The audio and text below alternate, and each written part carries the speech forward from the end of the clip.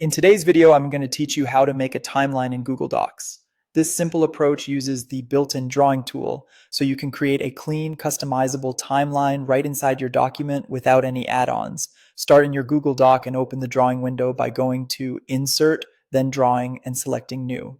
A separate canvas will pop up. Think of this as your workspace for building the entire timeline before dropping it back into the document. It keeps everything grouped and easy to move around later. On the drawing toolbar, choose the line tool to create the main timeline. Click once to start, then click again to finish the line. If you want a perfectly straight horizontal line, hold the Shift key as you draw. You'll see different line types available, like straight, elbow, or curved. A simple straight line is usually the clearest for timelines.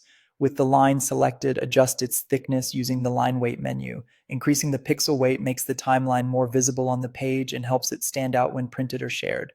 Next, add visual markers. Open the Shapes menu and explore shapes, arrows, and callouts. These work great for milestones and events along your line. You can use circles, rectangles, or banners, and you can customize fill and border colors for clarity and emphasis. For this example, we'll use a downward arrow as a marker that points to the line. Place the arrow where a key event occurs, and use the rotation handle if you need to adjust the angle. Now add your labels. Click the text box icon, draw a small text box near a marker, and type the event name and date. You can change the font, size, and color to match your document style. Keep text concise and consistent so the timeline stays easy to read. If you have several similar markers, duplicate one that's already styled and just update the text. Align markers evenly along the line for a balanced look. As you work, remember that color coding can reinforce meaning, like one color for planning and another for launch milestones. Just be sure the contrast is high enough for readability.